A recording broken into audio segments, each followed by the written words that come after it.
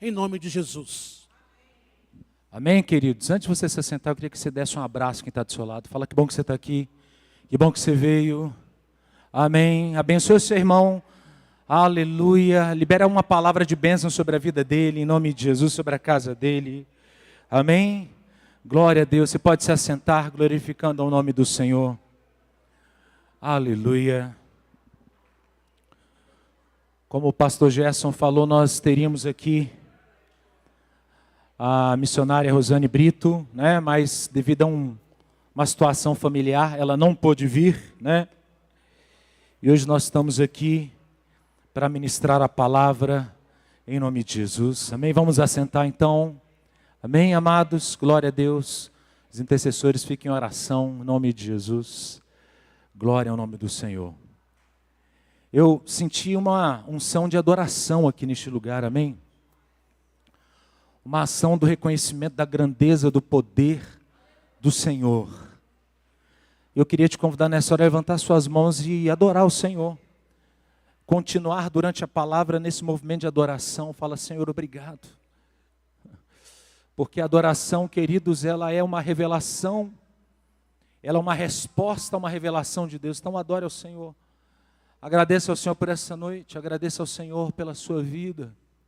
A palavra do Senhor fala assim: entrai por suas portas com ações de graças e hinos de louvor ao nosso Deus. Então agradeça ao Senhor, agradeça ao Senhor. Abra a tua boca, mesmo em meio a tribulações, mesmo em meio a lutas, agradeça ao Senhor por essa noite. Porque o Senhor te chamou, o Senhor te chamou. O Senhor derramou o sangue dele por você, então agradeça o sacrifício de Cristo. Eu sinto uma unção de adoração neste lugar. Aleluia.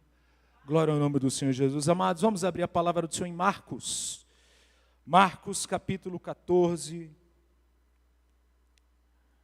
A partir do versículo 1, leremos até o versículo 9. Marcos capítulo 14. Leremos a partir do versículo 1. Amém. Uma alegria ter os irmãos aqui.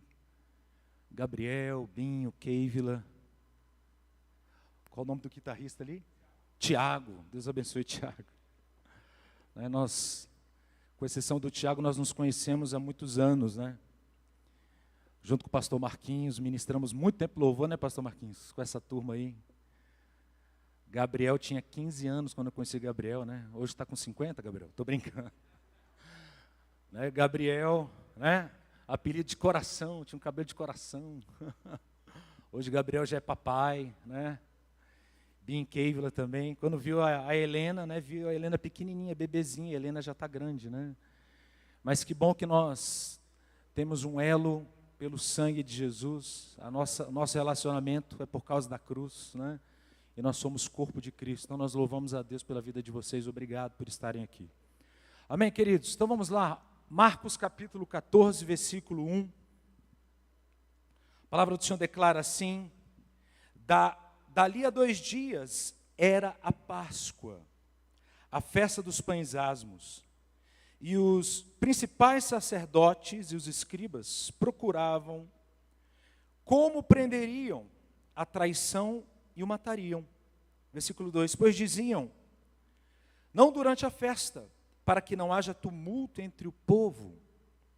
Estando ele em Betânia, reclinando à mesa em casa de Simão, o leproso, veio uma mulher trazendo um vaso de alabastro com perfume, com preciosíssimo perfume. Preste atenção, o texto fala assim, preciosíssimo perfume. O texto fala assim, de nardo puro, e quebrando o alabastro, derramou bálsamo sobre a cabeça de Jesus. Versículo 4. Indignaram-se alguns entre si, e diziam para que este desperdício de bálsamo, porque este perfume poderia ser vendido por mais de 300 denários e dar-se aos pobres, e murmuravam contra ela. Mas Jesus disse, deixai-a, por que a molestais? Ela praticou boa ação para comigo, porque os pobres sempre o tendes convosco, e quando quiserdes, podeis fazer-lhe bem, mas a mim nem sempre tendes. Ela fez o que pôde, antecipou-se a ungir-me para a sepultura. Em verdade vos digo, onde for pregado todo mundo o evangelho, será também contado o que ela fez para memória sua. Essa palavra do Senhor se cumpre mais uma vez nessa noite, porque nós vamos falar sobre esse ato em nome de Jesus. Feche seus olhos. Senhor, nós estamos nas tuas mãos. Estamos na dependência do teu Espírito. Tu sabes a nossa limitação. E eu quero te pedir que o Senhor esteja à nossa frente nessa noite, que o Senhor nos visite com graça.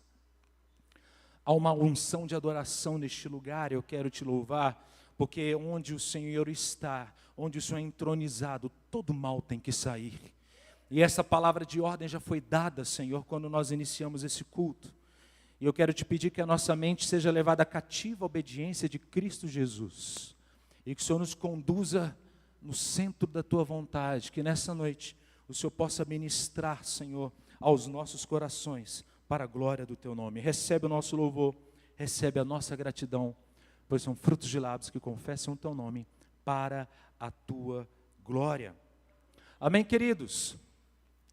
Glória a Deus. Sabe que hoje eu acredito muito nisso, que o adorador não é aquele que está aqui cantando. O adorador não é aquele que está aqui no altar simplesmente louvando a Deus ou tocando o seu instrumento. Ou aquele que exerce o ofício musical, né, de um instrumento ou canto. Mas o adorador é aquele que tem no seu coração o desejo ardente de amar ao Senhor e entregar a Ele todo o seu ser. Sabe, queridos, eu acredito que o Senhor nesse tempo, Ele tem procurado não adoração, mas Ele tem procurado adoradores. Ele tem procurado aquelas pessoas que reconheçam quem Ele é, que honrem ao Senhor independente de qualquer coisa. A palavra do Senhor lá em João capítulo 4, a palavra do Senhor fala que o Senhor procura os verdadeiros adoradores que o adorem em espírito e em verdade. Quando a Bíblia fala de uma verdadeira adoração, eu quero que você entenda que também há uma falsa adoração.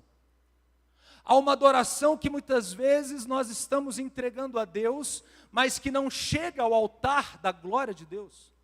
Há uma adoração que muitas vezes é apresentada a Deus, irmãos, que ela não sobe diante do Senhor. Eu quero falar para você que quando você adora, quando você sacrifica diante do Senhor, há um cheiro suave que sobe nas narinas do Senhor, e esse cheiro traz para Ele, irmãos, satisfação.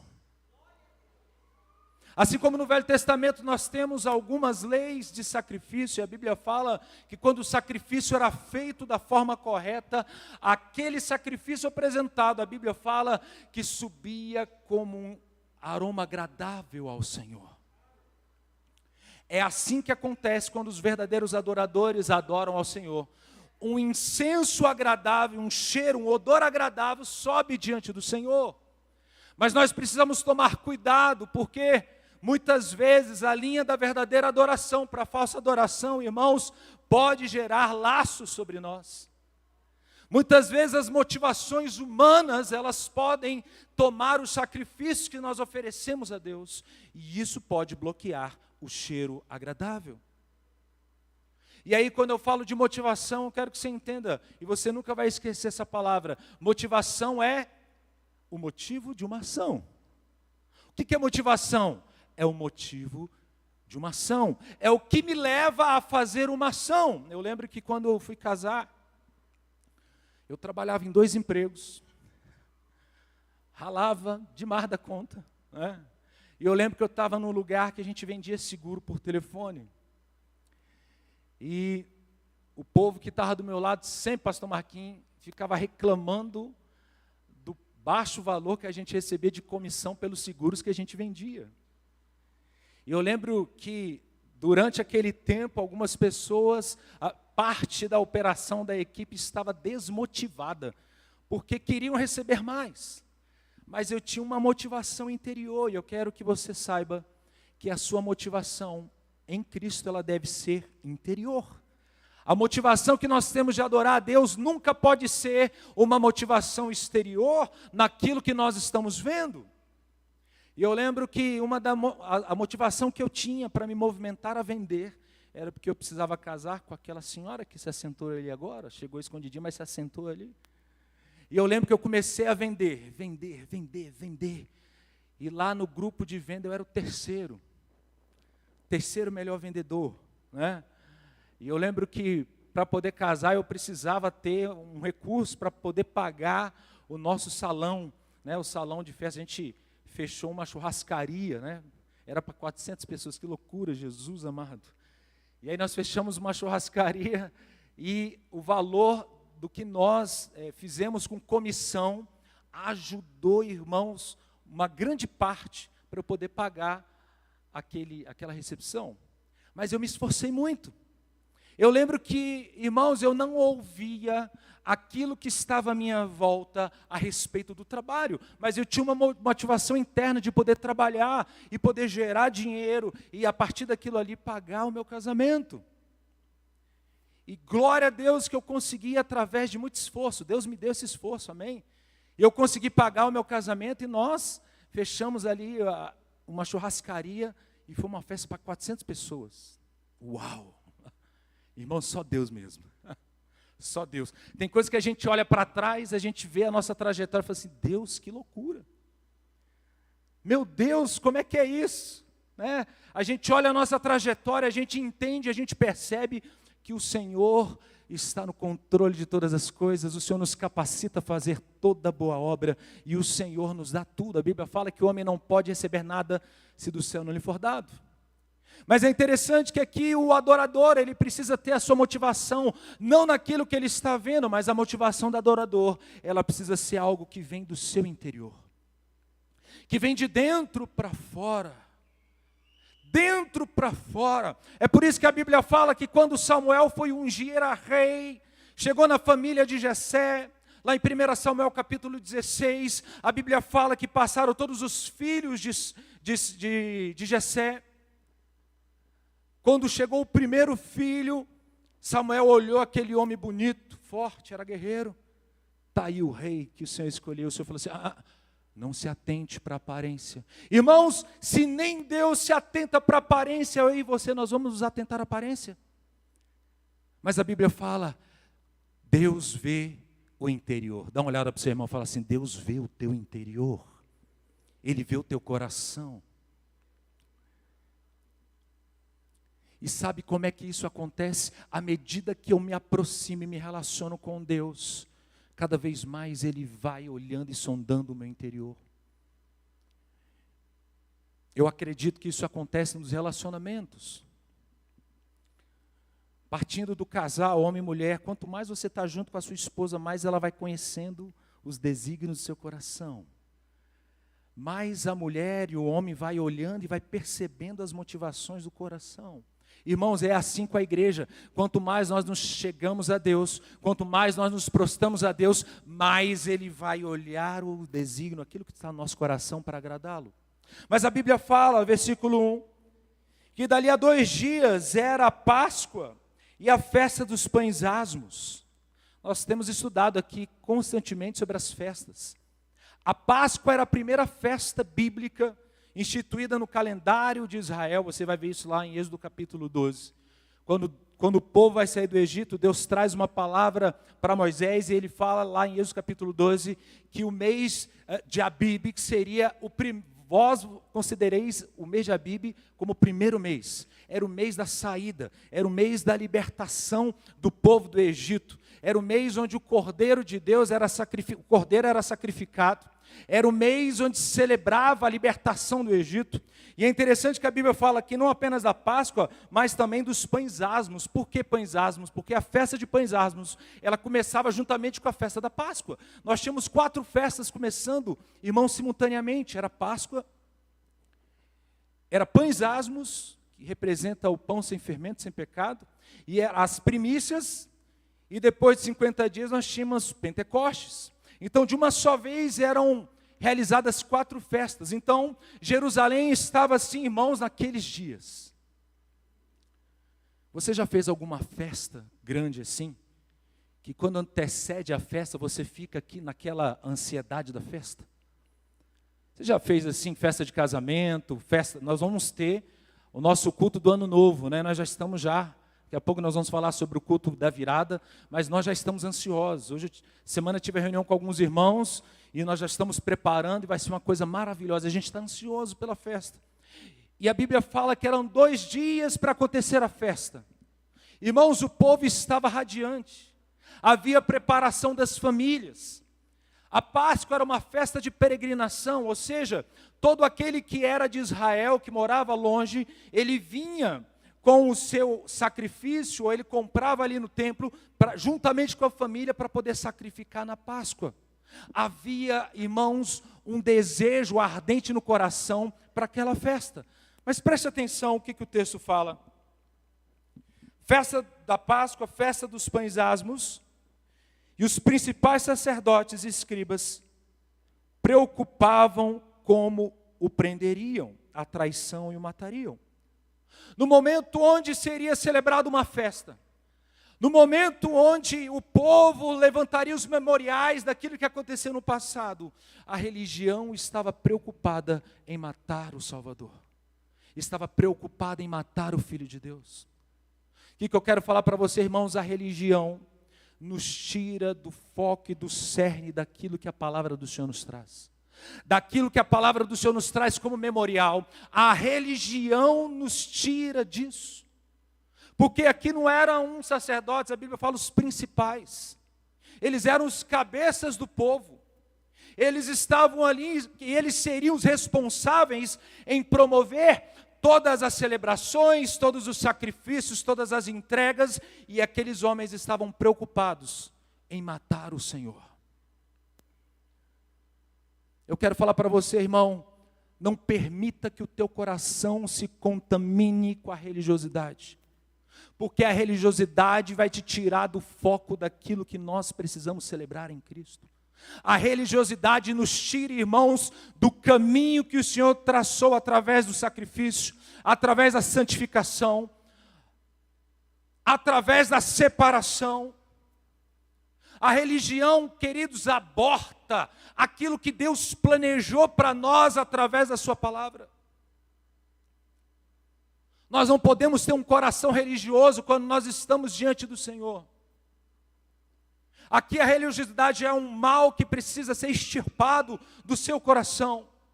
Não é porque você vem no domingo aqui para adorar a Deus, levantar as suas mãos, que Deus está aceitando o seu louvor. Ele passa pelo real motivo de adorar ao Senhor, de buscar a presença do Senhor. É a motivação que precisa vir de dentro, queridos. A motivação que precisa brotar de um coração santo e puro. É assim que nós precisamos nos movimentar na presença do Senhor. E a Bíblia fala que aqueles homens queriam matar, prender Jesus. Versículo 2 fala assim: pois diziam, não durante a festa, para que não haja um tumulto entre o povo. Eles não estavam preocupados em sacrificar. A preocupação deles era não gerar tumulto na festa. A preocupação daqueles homens, irmãos, não era de oferecer um sacrifício santo, agradável ao Senhor. E quando Deus nos chama para ser adoradores, nós precisamos nos despojar desta capa. A Bíblia fala no versículo 3, preste atenção. Estando ele em Betânia, reclinado à mesa em casa de Simão o leproso, veio uma mulher trazendo um vaso de alabastro. Preste atenção, Jesus estava em Betânia. O lugar que Jesus estava era uma cidade que ficava próxima de Jerusalém. E o significado de Betânia, sabe o que é? Casa dos pobres. Jesus amava ficar junto com aqueles que careciam e precisavam da sua glória. A Bíblia fala lá em Mateus capítulo 5, bem-aventurados são os pobres de espírito, porque deles é o reino dos céus. O lugar que Jesus andava, irmãos, não era em lugares requintados. Não era em lugares, irmãos, que tinham uma boa aparência, nos palácios. Mas Jesus andava com aqueles que eram rejeitados. Um dia o Senhor entrou na nossa vida, nós rejeitados por causa do pecado. Um dia o Senhor entrou na nossa pobreza, nos tirou da pobreza e nos colocou diante do Rei dos Reis. O Senhor colocou um anel na nossa mão. O Senhor mudou as nossas vestes que estavam como saco de pano e cinzas. E o Senhor colocou vestes novas. Colocou vestes de alegria. Sabe, queridos, é isso que o Senhor faz. Ele nos tira de um lugar de pobreza e nos leva a um lugar, queridos, onde tudo é novo. Por isso que quando nós aceitamos ao Senhor, a Bíblia fala que tudo passou, tudo que ficou para trás é velho. Satanás não pode mais lembrar daquilo que é velho na sua vida. Sabe por quê? Porque Deus tem coisa nova para você. A Bíblia fala lá no versículo 3. O texto fala que Jesus estava em Betânia, reclinado à mesa em casa de Simão o leproso. A nossa situação diante de Deus era essa, como uma lepra, como uma doença contagiosa.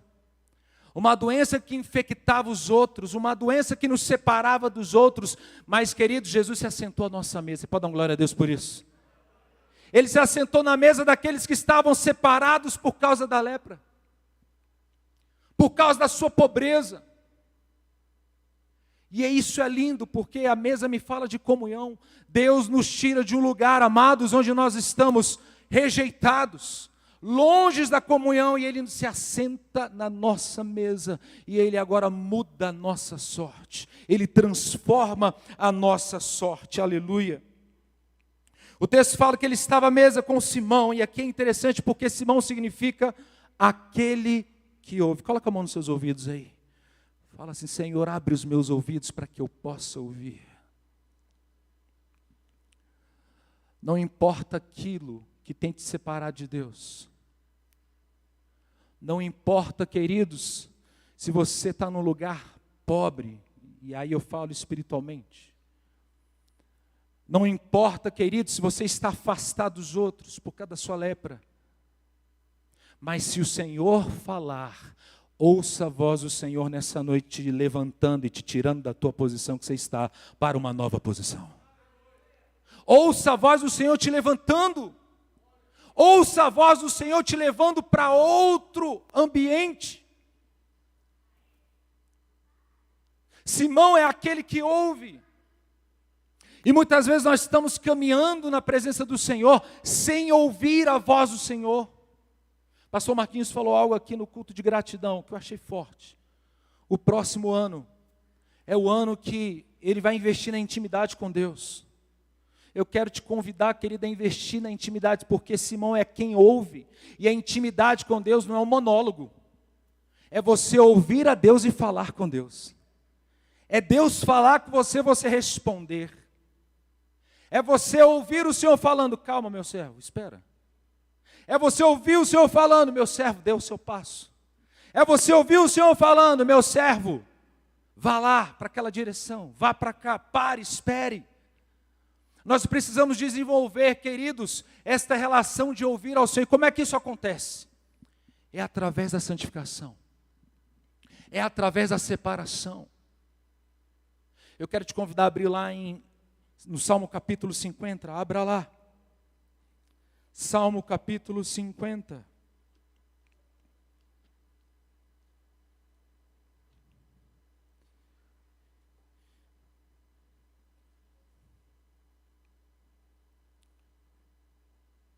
Este salmo fala sobre o juízo de Deus sobre a nação de Israel.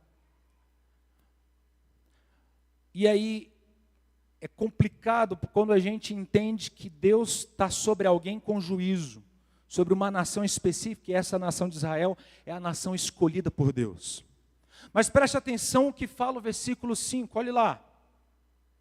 O texto fala assim: congregai os meus santos, os que comigo fizeram aliança por meio de sacrifícios. Agora vá lá no versículo 15. Invoca-me no dia da angústia, eu te livrarei e tu me glorificarás. Em meio a um tempo de juízo, em meio a um tempo, irmãos, de luta, em meio a um tempo, irmãos, de desafios, Deus manda congregar os seus santos. Esta palavra aqui, traduzida por santos, ela é uma palavra que traz dois aspectos importantes. E aqui o texto, essa palavra vai se relacionar. Primeiro, o que eu tenho que entender, o santo é aquele que é separado. Repita comigo, santo, mais forte igreja, santo é aquele que é separado. Deus é santo, amém? Se nós somos seus servos, seus filhos, temos que ser santos como Ele é. Então, em momentos de luta, momentos, irmãos, de desafios, de juízo, Deus manda congregar os santos, aqueles que são separados, que fizeram com Ele uma aliança. A nossa relação com Cristo, com Deus, parte pelo princípio da aliança com Cristo. Então, se eu sou separado, se eu sou santo, eu sou separado. Você é separado do mundo? Quem é separado do mundo aí? Levante a mão. Então, no momento de crise, Deus manda congregar os santos. Por quê? Porque esses santos são aqueles irmãos que fizeram uma aliança por meio de sacrifícios. Só que no versículo 15, o texto fala assim: invoca-me no dia da angústia, e eu te livrarei, e tu me glorificarás. Somente pessoas consagradas a Deus conseguem invocar o Senhor no dia da angústia. Existem pessoas que passam pelo dia da angústia e quando não estão diante do Senhor separados, o que eles fazem? Tiram a própria vida. O dia da angústia tem que nos levar para Deus, não para longe dEle. O dia da angústia me faz estar congregado com o Senhor, clamando pelo Senhor através do sacrifício. E eu estava conversando com o pastor Gerson ontem lá no churrasco do pessoal da teologia, a gente estava falando sobre esse aspecto do propósito. Quando nós estamos vivendo o propósito em Deus, nós entendemos que o propósito nos guarda de todo mal. Tudo que acontece na nossa vida, mesmo que seja algo ruim, vai nos proteger de todo mal. Sabe por quê? A Bíblia fala assim: todas as coisas cooperam para o bem daqueles que amam a Deus, daqueles que andam segundo o seu propósito. Então, se você anda segundo o propósito de Deus, irmãos, o propósito vai te guardar. Você pode até passar por situações difíceis, doenças na família, crises financeiras, desemprego. Você pode passar por momentos dificílimos de relacionamento, mas se você está no propósito de Deus, este propósito vai te guardar. Aí Deus vai fazer com que todas as coisas cooperem para o seu bem. Então nós não podemos perder essa perspectiva da santidade. E aí essa palavra, o santo, ele vem de duas raízes, que é Nazar e Nazir. Nazar significa elevado acima dos outros, que recebeu autoridade. Nazir significa separado para Deus, santificado, consagrado. O que eu preciso entender, irmãos? E aqui Nazar e Nazir deriva a palavra Nazireu. Já ouviram essa palavra na Bíblia? Nazireu.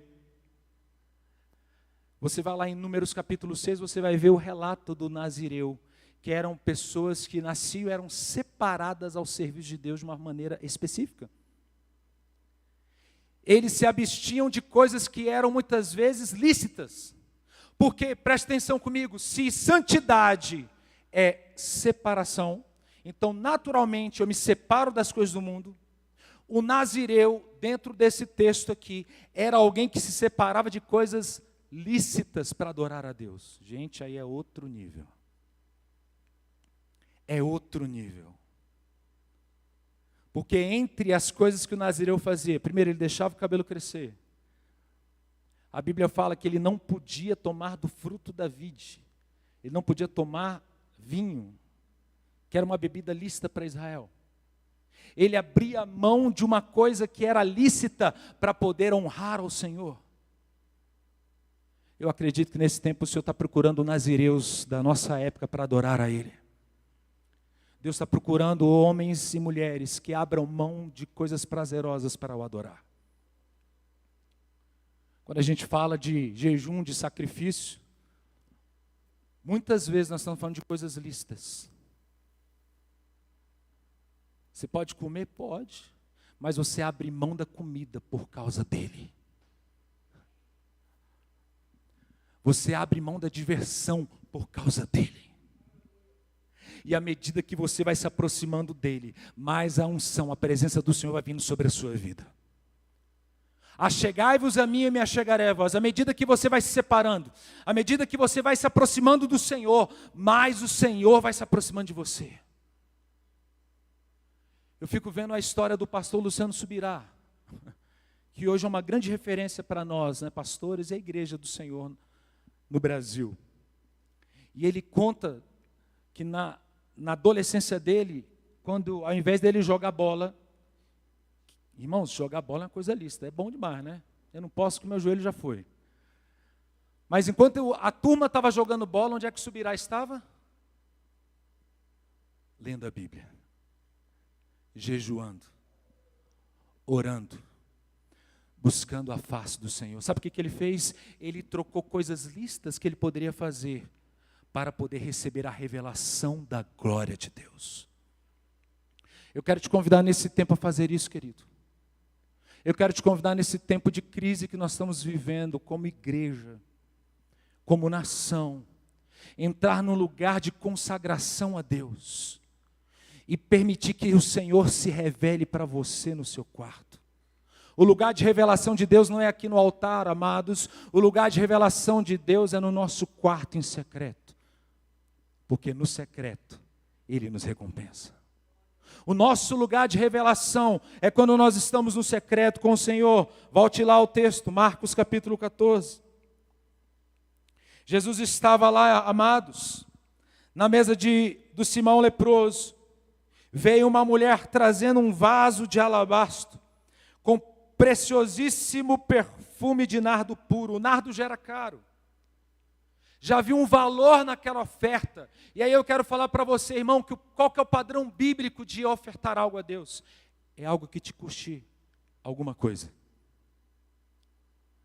Nunca vem ao altar do Senhor oferecendo aquilo que para você não te custe nada. Ela veio oferecer ao Senhor, irmãos, a Bíblia fala que ela veio com um vaso de nardo.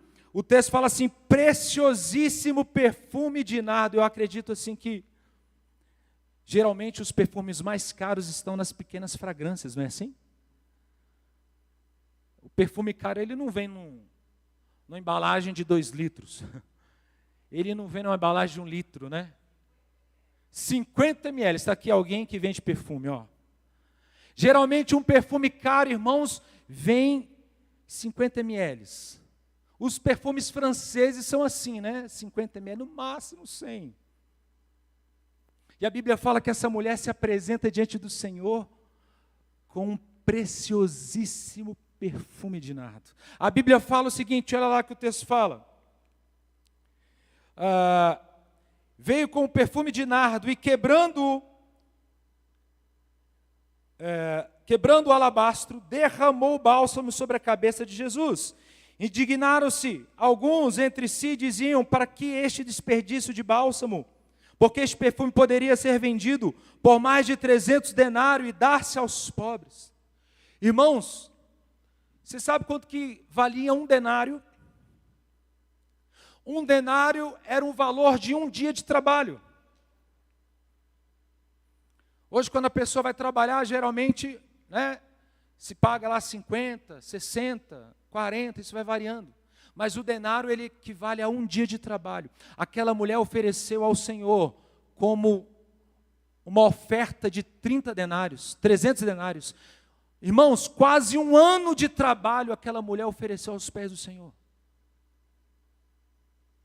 Eu quero falar para você que a tua adoração não tem preço, mas ela tem valor diante do Senhor. Aquilo que você oferece a Deus tem valor. E não é simplesmente o valor humano daquilo que está se oferecendo, mas o sacrifício de dentro do coração daquilo que nós oferecemos. E como eu disse no início do culto, qual a oferta que você tem dado ao Senhor? Porque para aquele perfume subir, queridos, foi necessário quebrantamento. Porque nós somos como um vaso na mão do oleiro. Olha para o vaso que está do seu lado. Uns vasos são maiores, outros são menores, outros são mais gordinhos, outros são mais magrinhos. Né? O Gerson falou que ele é um vasão. Não é isso? Não importa, queridos, o tamanho do vaso. Importa o que tem dentro do vaso. E para que o cheiro agradável suba diante do Senhor, é necessário ter quebrantamento. É necessário se quebrar, queridos. Porque o valor não está no vaso, o valor está daquilo que está dentro do vaso. A Bíblia fala que nós temos dentro de nós um tesouro, como vasos de barro. A importância não é o vaso, mas a importância é aquilo que está dentro de nós, que é o tesouro de Cristo. Se nessa noite você quer exalar o perfume, se quebre. Se nessa noite você quer agradar ao Senhor, se quebre. A sua adoração, queridos, ela não pode, irmãos, ter preço, ela precisa ter valor. Hoje o Senhor está nos chamando nessa noite, irmãos, para oferecer a nossa vida a Ele. O Senhor nessa noite está nos chamando, irmãos, para nós nos despojarmos do nosso eu. Nos despojar daquilo que mantém o vaso inteiro. Esses dias a pastora Ju pregou algo que chamou a atenção, falou muito comigo. A última vez que ela pregou, ela ouviu o Senhor falando assim: deixa eu te quebrar, filha. E nós cantamos aquela música, eu quero ser um vaso novo. Sabe, irmãos, eu não canto essa música não. Na hora de cantar a música, eu só... né? Porque, Senhor, eu quero ser um vaso novo, como vaso nas mãos do oleiro. Quebra a minha vida e me faça de novo. Eu quero ser, Senhor, um vaso novo. Só podemos ser um vaso novo se permitirmos o Senhor quebrar a nossa vida. E dói. E dói. Permitir que o vaso seja quebrado é falar assim: Senhor, eu quero abrir mão das minhas vontades. Permitir que o vaso seja quebrado é você falar assim: Senhor, a minha vontade é tua. Sabe quando você exerce o seu livre-arbítrio? Quero falar para você. Quando você aceita Jesus. A partir do momento que você aceita Cristo, você está exercendo o seu livre-arbítrio. Ou de ir para o inferno, ou de ir para o céu. Mas uma vez que você exerce o seu livre-arbítrio de permitir que o Senhor seja o seu Senhor, acabou o livre-arbítrio. Porque agora não é mais a sua vontade. Agora não é mais o que o Isaías quer, que o Osmar quer. Agora não é mais o que a Bibi quer, que o Rildo quer. Agora é a vontade do Criador que está dentro de nós. Quando nós quebramos o nosso vaso, nós estamos falando assim: Senhor, me faz de novo. Senhor, me faz de novo. Muitas vezes nós estamos dentro da igreja, queridos, andando segundo a nossa vontade. Segundo aquilo que nós queremos.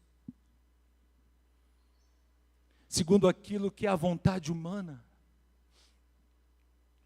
Nós servimos a um Deus, irmãos, que é eterno. A um Deus que é justo. A um Deus que é amoroso. Você serve a um Deus, irmãos, que a Bíblia fala que o seu trono é um trono de justiça. A Bíblia fala que Deus é amor, e Deus, esse amor, se assenta no trono da justiça. O amor reina sobre a justiça. Você serve a um Deus, nós estávamos conversando isso, Salmo 90, dissemos isso no nosso culto passado. A Bíblia fala assim que o homem é de geração em geração. Vamos abrir lá Salmo capítulo 90. Abra lá. Glória a Deus. Você pode glorificar o Senhor nessa noite. Você pode abrir a sua boca e glorificar ao Senhor, que é digno de toda a honra. O texto fala assim: Senhor, Tu tens sido o nosso refúgio de geração em geração. Antes que os montes nascessem, se formasse a terra e o mundo, de eternidade a eternidade tu és Deus. Preste atenção, o texto está falando assim, versículo 1, o Senhor é o nosso refúgio de geração em geração. Deus tem sido o refúgio do irmão Osmar, da irmã Feliciana. Aí, irmão Osmar e irmã Feliciana, tiveram a Luciele e o Marco, de geração a geração. Aí passa agora o refúgio da família, agora vem sobre o Marco. A partir do Marco agora tem o Gabriel e Henrique. O Senhor tem sido o nosso refúgio de geração em geração. Através da bênção do Senhor agora não é só a minha vida, agora vai até 1000 gerações. Nós servimos a um Deus que nos abençoa, mas eu quero que você entenda a natureza desse Deus que você serve. Porque o homem é limitado, o homem vai de geração em geração, mas Deus é de eternidade em eternidade. Irmãos, eu não entendo isso. Tem coisa que nós só vamos entender na eternidade. Porque a Bíblia em Eclesiastes fala que Deus coloca dentro de nós a eternidade. A eternidade está dentro do nosso coração. E a Bíblia fala que nós vivemos a vida eterna quando conhecemos a Cristo. Então, nós começamos através do relacionamento com o Filho de Deus, tangear a eternidade, viver a eternidade. Mas a Bíblia fala que este Deus, Ele é de eternidade a eternidade. Irmãos, isso excede o tempo. Porque lá em Gênesis, Deus cria tudo no princípio. No princípio cria Deus. Então, a primeira coisa que Deus cria é o fator tempo. É o Cronos. Mas esse Deus é tão grande que Ele é de eternidade a eternidade. É como se a eternidade não consegue conter a grandeza desse Deus. E muitas vezes nós temos medo do diabo. Irmãos, a gente tem medo do diabo. Muitas vezes nós temos medo daquilo que o inimigo pode fazer contra nós. Eu quero falar para você que você serve o Deus que é de eternidade a eternidade. Você pode dar uma salva de palmas ao Senhor por isso? Você serve um Deus que Ele é. Ele é. Ele é. Você serve um Deus que Ele é. E quando aquela mulher quebra aquele vaso, irmãos, ela derrama aquele perfume, eu quero falar para você, não se preocupe com as pessoas que estão à sua volta quando você estiver adorando.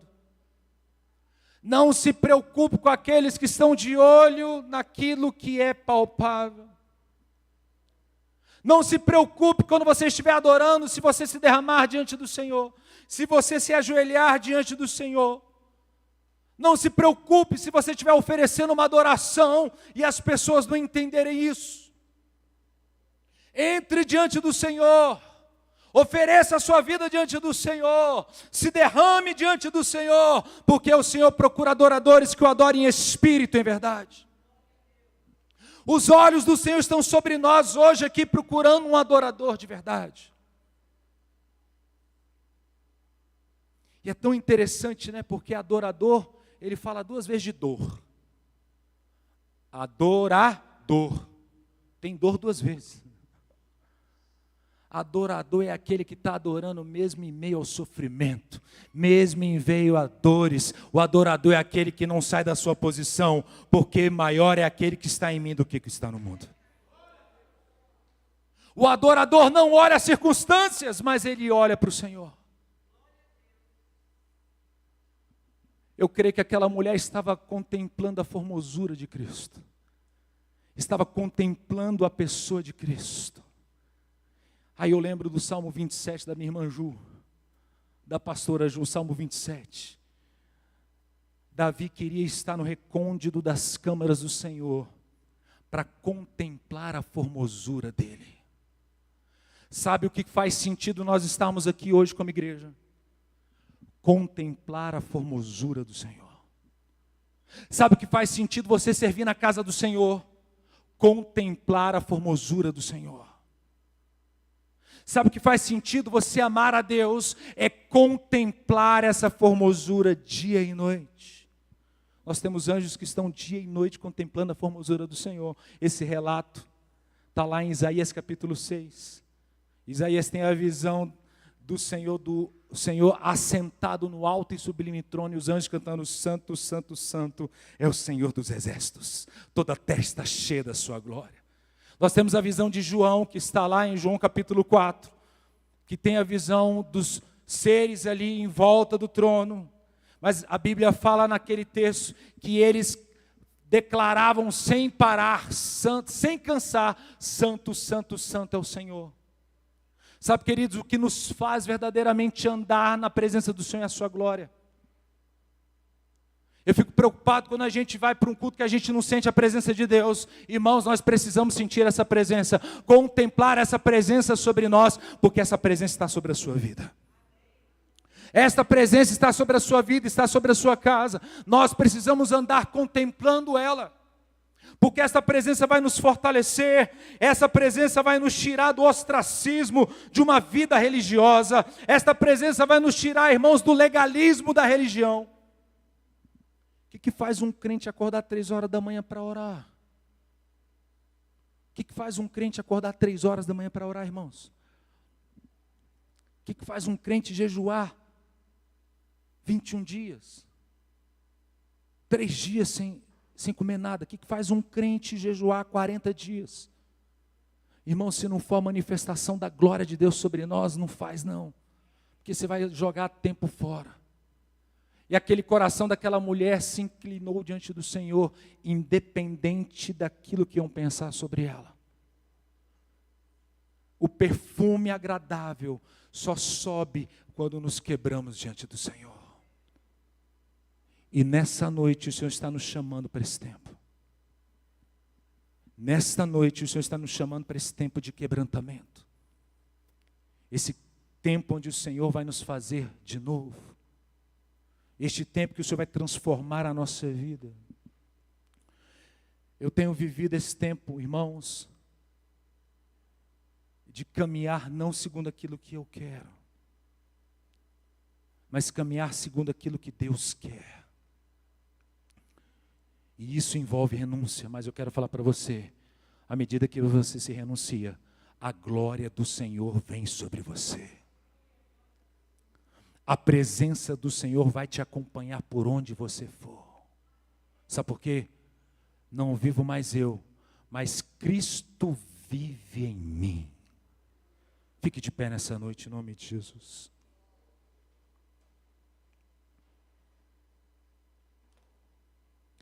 A unção dessa mulher foi derramada sobre a cabeça de Cristo. E esta unção o preparou para o seu sepultamento. E isso está sendo lembrado nessa noite, um ato de adoração feita por uma mulher. Hoje Deus te convida a se derramar na presença dEle e oferecer a sua vida diante do altar.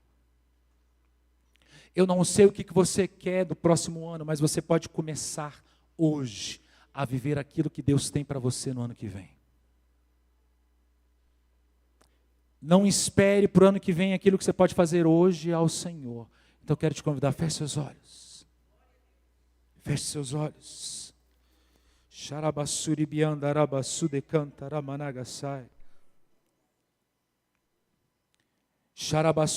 nós cantamos ao Senhor. O Senhor nos chamou e eu voltei a viver. Glorioso dia, teu sangue me resgatou. Nós cantamos, recebo o melhor que eu posso dar. A Deus que me deu tudo, eu dou meu coração. Seja adorado através da minha vida. Eu quero saber, irmão, se você hoje pode falar: Senhor, seja adorado através da minha vida.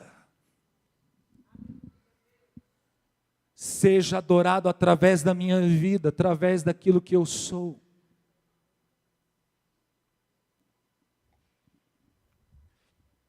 Ofereça hoje o teu melhor ao Senhor, a tua adoração ao Senhor. Permita que Ele mude a sua sorte hoje. Permita que Ele transforme a sua vida. E assim como aquela mulher, você não seja reconhecido diante dos homens, mas você seja reconhecido diante de Deus. Permita nessa noite que o Senhor olhe para você e te ache aqui no meio desta igreja. Permita que Ele te encontre hoje, o olhar dEle passe aqui pelas cadeiras e Ele encontre o teu coração.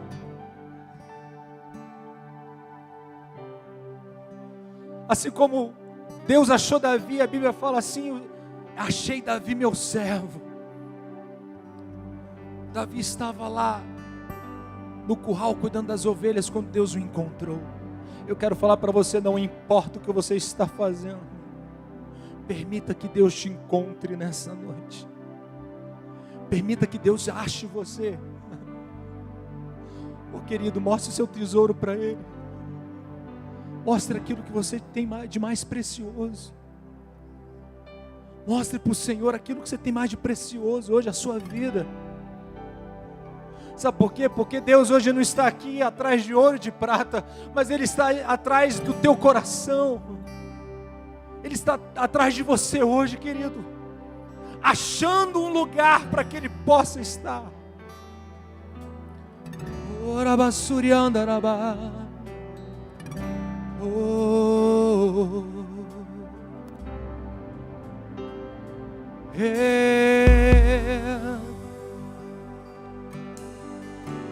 Adore ao Rei.